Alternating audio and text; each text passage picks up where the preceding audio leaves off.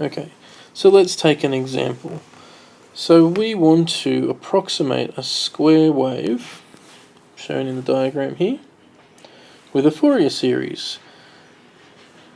And I'm going to say that I can represent that square wave with sine waves, which may seem quite bizarre, but nevertheless, we can have a look. So here is our square wave, and because it starts at 0 here, it's an odd function. So that means that all the Fourier series that have an an in front of it disappear because they're using cosine functions. We also just using the fact that we're choosing lambda equal to 1. Sorry, I just paused there for a minute because Bruce King decided to move a crane outside my office, which was making a bit of noise. Okay, so we wanted to look at the Fourier series of approximating this square wave. If we look at the first term here, this is what we get. And so the sine 2 pi x comes about because we've got lambda equal to 1, and remember k equals 2 pi divided by lambda. And it's the first term, so n equals 1.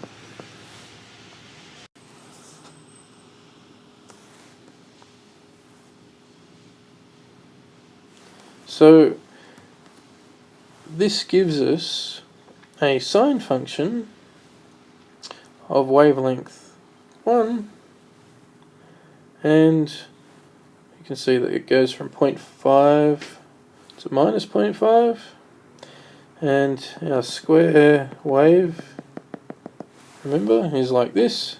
So it doesn't really look much like a square wave at the moment. So let's add another term, and hopefully we get closer and closer. So here's our second term. So we've got n equals 2. Don't worry about the bit at this out the front, comes from the coefficient part. So remember we've got nkx in here. So in this case we've now decreased the wavelength.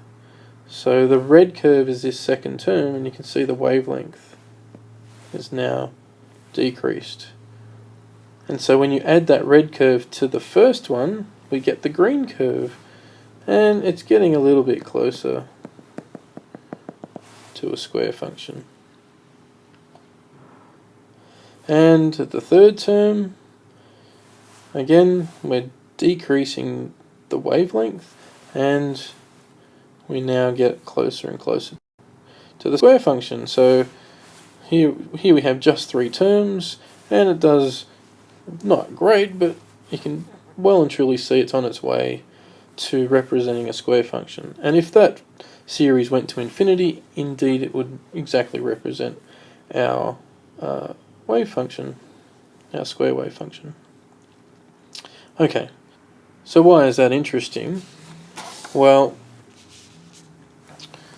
in electronics, we like to look at our signals that are travelling through. So if we go back to our simple idea that we have some sine function, and that's oscillating with time, so that'll be an f of t. You could show that simply on an oscilloscope. If we then looked at the spectral analysis, which means that we look at the frequency, it's just a sine curve, so it's got a singular frequency, so it looks like a delta function, like this. So what happens if we increase the amplitude, or our sound in our electronics, we increase the amplitude such that the top of the sine curve actually gets cut off.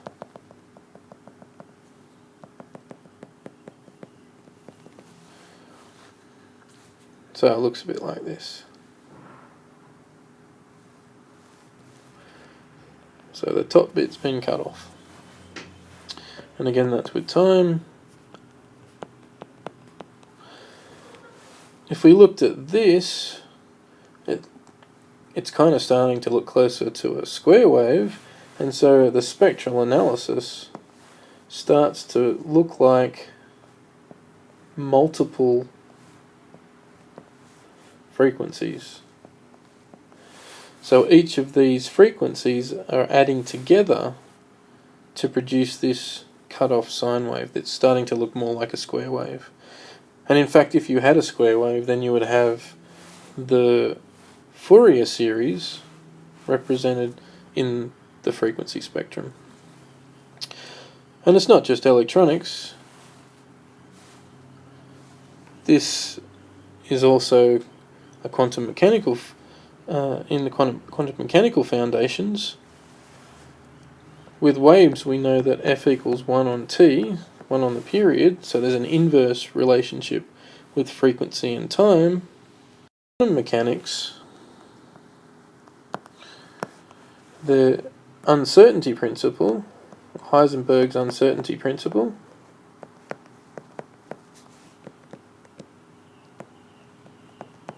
which you'll see later on in the course, says that delta E times delta T has to be greater than or equal to h bar, which is just a constant. That, because there's a relationship with energy and frequency, it's implying that EF times delta T is approximately equal to 1. So again, we have that inverse relationship on the quantum scale. Okay, I'll leave it there.